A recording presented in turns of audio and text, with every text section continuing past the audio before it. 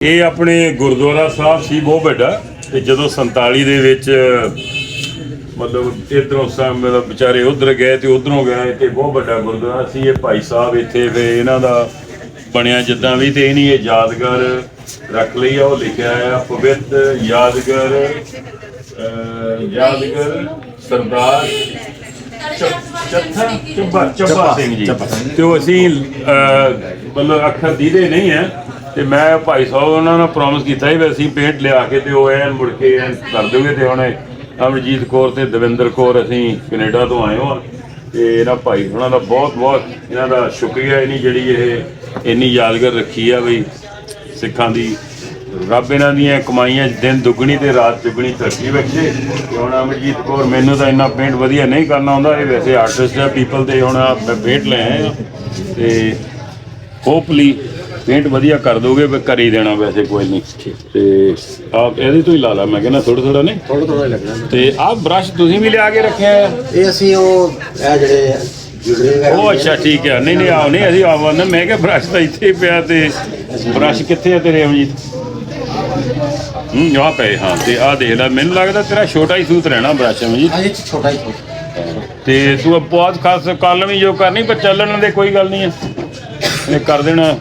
ਗੋਜਰਾ ਵਿੱਚ ਮੌਜੂਦ ਤਕਰੀਬਨ 150 ਸਾਲ ਪੁਰਾਣੇ ਗੁਰਦੁਆਰੇ ਨੂੰ ਵੇਖਣ ਲਈ ਕੈਨੇਡਾ ਤੋਂ ਇੱਕ ਸਿੱਖ ਫੈਮਿਲੀ ਗੋਜਰਾ ਪਹੁੰਚੀ।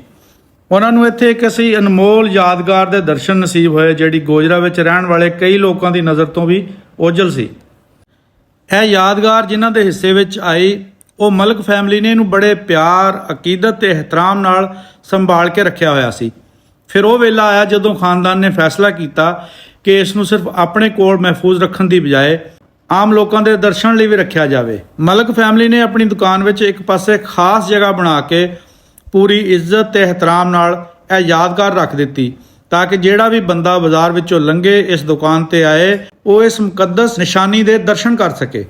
ਜੀ ਹਾਂ ਦੋਸਤੋ, ਇਹ ਉਹੀ ਮੁਕੱਦਸ ਯਾਦਗਾਰ ਹੈ ਜਿਹਨੂੰ ਪਵਿੱਤਰ ਯਾਦਗਾਰ ਸਰਦਾਰ ਚੰਬਾ ਸਿੰਘ ਜੀ ਦੇ ਨਾਂ ਨਾਲ ਯਾਦ ਕੀਤਾ ਜਾਂਦਾ ਹੈ। ਜਦੋਂ ਕੈਨੇਡਾ ਤੋਂ ਆਈ ਸਿੱਖ ਫੈਮਿਲੀ ਨੇ ਇਸ ਯਾਦਗਾਰ ਨੂੰ ਵੇਖਿਆ ਤਾਂ ਉਹਨਾਂ ਨੇ ਮਹਿਸੂਸ ਕੀਤਾ ਕਿ ਇਸ ਉੱਤੇ ਲਿਖੀ ਹੋਈ ਇਬਾਰਤ ਵਕਤ ਦੇ ਨਾਲ ਕਾਫੀ ਮੱਧਮ ਹੋ ਚੁੱਕੀ ਹੈ। ਇਸ ਲਈ ਸਰਦਾਰ ਫੈਮਿਲੀ ਨੇ ਫੈਸਲਾ ਕੀਤਾ ਕਿ ਯਾਦਗਾਰ ਉੱਤੇ ਲਿਖੀ ਇਬਾਰਤ ਨੂੰ ਨਵਾਂ ਰੰਗ ਦਿੱਤਾ ਜਾਏ ਤਾਂ ਕਿ ਉੱਥੇ ਲਿਖੇ ਹੋਏ ਅੱਖਰ ਸਾਫ਼ ਤੇ ਵਾਜ਼ਿਹ ਨਜ਼ਰ ਆ ਸਕਣ, ਹਰ ਬੰਦਾ ਇਹਨੂੰ ਆਸਾਨੀ ਨਾਲ ਪੜ੍ਹ ਸਕੇ। ਸਰਦਾਰਾਂ ਦੀ ਇਸ ਯਾਦਗਾਰ ਨਾਲ ਮੁਹੱਬਤ, ਅਕੀਦਤ ਤੇ ਇਹਤਰਾਮ ਵੇਖ ਕੇ ਪੂਰਾ ਬਾਜ਼ਾਰ ਹੈਰਾਨ ਰਹਿ ਗਿਆ। ਲੋਕਾਂ ਨੇ ਸਰਦਾਰ ਫੈਮਿਲੀ ਦੇ ਇਸ ਜਜ਼ਬੇ ਨੂੰ ਦਿਲੋਂ ਸਰਾਹਿਆ ਤੇ ਉਹਨਾਂ ਦਾ ਤਹਿ ਦਿਲੋਂ ਸ਼ੁਕਰੀਆ ਅਦਾ ਕੀਤਾ। ਦੋਸਤੋ, ਵੰਡ ਨੇ ਸਿਰਫ ਲੋਕਾਂ ਨੂੰ ਹੀ ਇੱਕ ਦੂਜੇ ਤੋਂ ਵੱਖ ਨਹੀਂ ਕੀਤਾ ਬਲਕਿ ਕਈ ਮਜ਼ਹਬੀ ਇਬਾਦਤਗਾਹਾਂ, ਮਸਜਿਦਾਂ, ਗੁਰਦੁਆਰੇ ਤੇ ਤਾਰੀਖੀ ਯਾਦਗਾਰਾਂ ਵੀ ਸਰਹੱਦਾਂ ਦੇ ਦੋਹਾਂ ਪਾਸਿਆਂ ਵੰਡ ਦਿੱਤੀਆਂ। ਪਰ ਤਾਰੀਖ ਦੀ ਸਭ ਤੋਂ ਖੂਬਸੂਰਤ ਗੱਲ ਇਹ ਹੈ ਕਿ ਇੰਨੇ ਸਾਲ ਗੁਜ਼ਰ ਜਾਣ ਤੋਂ ਬਾਅਦ ਵੀ ਸਾਨੂੰ ਉਹ ਨਿਸ਼ਾਨੀਆਂ ਮਿਲ ਰਹੀਆਂ ਨੇ ਜਿਨ੍ਹਾਂ ਨਾਲ ਮੁਹੱਬਤ, ਅਕੀਦਤ, ਇਹਤਰਾਮ ਤੇ ਸਾਂਝ ਜੁੜੀ ਹੋਈ ਹੈ। ਇਹ ਸਿਰਫ ਇੱਕ ਪੁਰਾਣੀ ਯਾਦਗਾਰ ਨਹੀਂ ਬਲਕਿ 1947 ਦੀ ਵੰਡ ਤੋਂ ਬਾਅਦ ਇੰਤਹਾ ਦੀ ਕਤਲੋਗਾਰਤ ਹੋਣ ਤੋਂ ਬਾਅਦ ਇੱਕ ਦੂਸਰੇ ਤੋਂ ਵਿਛੜਨ ਤੋਂ ਬਾਅਦ ਵੀ ਸਰਹੱਦਾਂ ਬਣਨ ਦੇ ਬਾਵਜੂਦ ਅੱਜ ਵੀ ਲੋਕਾਂ ਦੇ ਦਿਲਾਂ ਨੂੰ ਆਪਸ ਵਿੱਚ ਜੋੜ ਰਿਹਾ ਹੈ। ਸਰਦਾਰ ਚੰਬਾ ਸਿੰਘ ਜੀ ਦੀ ਇਹ ਯਾਦਗਾਰ ਔਰ ਇਸ ਤਰ੍ਹਾਂ ਦੀਆਂ ਹੋਰ ਬਹੁਤ ਸਾਰੀਆਂ ਯਾਦਗਾਰਾਂ ਸਾਨੂੰ ਇਹ ਸਬਕ ਦਿੰਦੀਆਂ ਹੈ ਕਿ ਮੁਹੱਬਤ ਤੇ ਸਾਂਝ ਨੂੰ ਸਰਹੱਦਾਂ ਕੈਦ ਨਹੀਂ ਕਰ ਸਕਦੀਆਂ। ਦੋਸਤੋ, ਜਿਵੇਂ ਕਿ ਅਸੀਂ ਪਹਿਲੇ ਵੀ ਦੱਸਿਆ ਕਿ ਇਹ ਯਾਦਗਾਰ ਗੁਰਦੁਆਰਾ ਗੋਜਰਾ ਦੇ ਵਿੱਚ ਜਿਹੜਾ ਮੌਜੂਦ ਆ ਉਹਦੇ ਵਿੱਚ ਪਈ ਆ ਔਰ ਇੱਕ ਦੁਕਾਨ ਦੇ ਵਿੱਚ ਆਮ ਲੋਕਾਂ ਦੇ ਦਰਸ਼ਨ ਲਈ ਰੱਖ ਦਿੱਤੀ ਗਈ ਆ। ਕੋਈ ਵੀ ਸਾਡਾ ਵੀਰ ਭਰਾ ਇਹਨੂੰ ਦੇਖਣਾ ਚਾਹਵੇ ਤੇ ਇਹ ਗੁਰਦੁਆਰਾ ਬਾਜ਼ਾਰ ਰਫੀਕ ਸੈਂਟਰ ਵਾਲੀ ਗਲੀ ਦੇ ਵਿੱਚ ਇਹ ਯਾਦਗਾਰ ਮੌਜੂਦ ਆ। ਇਹ ਦੁਕਾਨ ਦਾ ਅਸੀਂ ਆਪਣਾ ਤੁਹਾਨੂੰ ਦਰਸ਼ਨ ਵੀ ਕਰਵਾਇਆ ਆ, ਤੁਸੀਂ ਇੱਥੇ ਜਾ ਕੇ ਇਹਨੂੰ ਦੇਖ ਸਕਦੇ ਆ।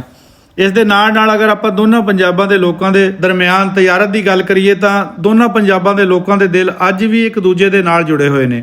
ਜੇ ਸਰਹੱਦ ਦੇ ਨਾਲ ਨਾਲ ਤਿਜਾਰਤ ਦੇ ਰਸਤੇ ਵੀ ਖੁੱਲਣ ਤਾਂ ਕਾਰੋਬਾਰ ਦੇ ਨਾਲ ਨਾਲ ਮੁਹੱਬਤ, ਸਕਾਫਤ ਤੇ ਰਵਾਇਤਾਂ ਦੀ ਸਾਂਝ ਹੋਰ ਵੀ ਮਜ਼ਬੂਤ ਹੋ ਸਕਦੀ ਆ। ਦੋਨੋਂ ਪਾਸਿਆਂ ਦੇ ਕਿਸਾਨ, ਤਾਜਰ, ਸਨਅਤਕਾਰ ਤੇ ਆਮ ਲੋਕ ਇੱਕ ਦੂਜੇ ਨਾਲ ਜੁੜ ਕੇ ਖੁਸ਼ਹਾਲੀ ਦਾ ਨਵਾਂ ਬਾਬ ਲਿਖ ਸਕਦੇ ਨੇ। ਤਿਜਾਰਤ ਸਿਰਫ ਮਾਲ ਦਾ ਲੈਣ ਦੇਣ ਨਹੀਂ, ਇਹ ਦਿਲਾਂ ਨੂੰ ਜੋੜਨ ਤੇ ਫਾਸਲੇ ਘਟਾਉਣ ਦਾ ਵਸੀਲਾ ਵੀ ਬਣ ਸਕਦੀ ਆ। ਪੰਜਾਬ ਦੀ ਮਿੱਟੀ, ਪੰਜਾਬ ਦੀ ਬੋਲੀ ਤੇ ਸਾਡੀ ਸਾਂਝੀ ਸਕਾਫਤ ਅੱਜ ਵੀ ਸਾਡੇ ਵਿਚਕਾਰ ਇੱਕ ਮਜ਼ਬੂਤ ਰਿਸ਼ਤਾ ਹੈ। ਇਹ ਭਾਈ ਸਾਹਿਬ ਉਹਨਾਂ ਦਾ ਨਾਂ ਆ ਮਾਲਕ ਆਸ਼ਿਕ ਹੁਸੈਨ, ਇਹਨਾਂ ਦੀ ਦੁਕਾਨ ਆ। ਇਹ ਹੈਗੀ ਆ ਗੁਰਦੁਆਰਾ ਗਲੀ, ਪਿੰਡ ਸ਼ਹਿਰ ਹੈਗਾ ਗੋਜਰਾ। ਤੇ ਤੁਹਾਨੂੰ ਦੇਖੋ ਇਹ ਗੁਰਦੁਆਰੇ ਦੀ ਜਿਹੜੀ ਜਗ੍ਹਾ ਜਿਹੜੀ ਆ ਬੜੀ ਸੰਭਾਲ ਕੇ ਰੱਖੀ, ਇਹਨਾਂ ਦਾ ਬਹੁਤ ਬਹੁਤ ਸ਼ੁਕਰਾਨਾ। ਤੇ ਅਮਰਜੀਤ ਕੌਰ ਨੇ ਉਹ ਜਿਹੜੇ ਅੱਖਰ ਚਿੱਟੇ ਹੋਏ ਸੀ ਤੇ ਉਹ ਐਨ ਪੇਂਟ ਕਰ ਦਿੱਤੇ ਆ। ਹਾਂਜੀ, ਨਵੇਂ ਹੋ ਗਏ। ਬੜੀ ਸਟਰੋਂਗ ਬਿਲਡਿੰਗ ਆ ਤੇ ਇਹਨਾਂ ਦਾ ਬਹੁਤ ਬਹੁਤ ਸ਼ੁਕਰਾਨਾ। ਜਿਹੜੀ ਹੈ ਰੱਬ ਇਹਨਾਂ ਦੀ ਚੜ੍ਹਦੀ ਕਲਾ ਰੱਖੇ, ਇਹਨਾਂ ਦੀਆਂ ਕਮਾਈਆਂ 'ਚ ਤੰਦਰੁਸਤੀਆਂ, ਦਿਨ ਦੁਗਣੀ ਤੇ ਰਾਤ ਚੁਗਣੀ ਤਰੱਕੀ ਬਖਸ਼ੇ। ਤੇ ਇੱਦਾਂ ਹੀ ਚੜ੍ਹਦੀ ਕਲਾ ਨਾਲ ਇਹ ਸਿੱਖਾਂ ਦੀਆਂ ਜਿਹੜੀਆਂ ਨਿਸ਼ਾਨੀਆਂ ਚਮਕਦੀਆਂ ਰਹਿਣ ਦੂਰੋਂ ਦੂਰੋਂ।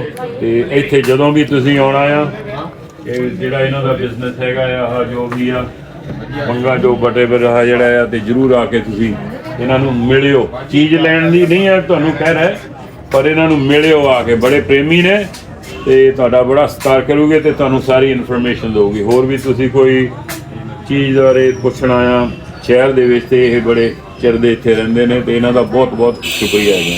मैं गोजरा की बहुत हिस्ट्री जानता हूँ क्योंकि मेरी 1952 की पैदाइश है। 1952 की पैदाइश है। 1992। तकरीबन मैं गोजरे की काफ़ी सारी हिस्ट्री जानता हूँ। अगर किसी भरा में किसी भी चाहिए जरूरत हो तो मैं ज़रूर उन्होंने खिदमत करूँगा। शुक्रिया जी। बेटा चूँकि ये गुरुद्वारा है, तकरीबन इसको 150 ईयर्स हो गए, ठीक है ना। हम तो इधर के ही रहने वाले थे, उधर से पार्टीशन को लेके आए ना हमारे वालिदैन, तो फिर इधर आके फैल गए। तो हमने एहतरामन मतलब कि हर मज़हब का, हमारा मज़हब जो है ना वो इजाज़त देता है कि आप किसी दूसरे मज़हब को फॉलो करते हैं। तो लेकिन जो हम हैं वो तो हमारा मज़हब मुसलमान है, ये हमारे भाइयों जैसे हैं। तो हम इनको आपको इजाज़त देते हैं कि आप इधर से वो कर लें, तो हमें तो कोई बात as a respect, as a मतलब रिस्पेक्ट और ऐसे क्या कहते हैं कि मज़हब के लिए दूसरों के लिए कि वो मतलब वैसी कोई बात नहीं। ये अपने मज़हब को फॉलो करते हैं और हम हमारे मज़हब को फॉलो करते हैं। ये तो हमारे नबी पाक सल्लल्लाहु अलैहि वसल्लम ने फरमाया है कि नहीं, अगर कोई दूसरा, उनका अखलाक, उनका प्यार, उनकी मोहब्बत की वजह से ही ये दुनिया कह रही है। हम अपने मज़हब को फॉलो करते हैं, लेकिन हम इनको इजाज़त है कोई ये इनका मज़हब, इनको हम मसीह हमारी के तहत आप बोले सो निहाल। सत श्री अकाल।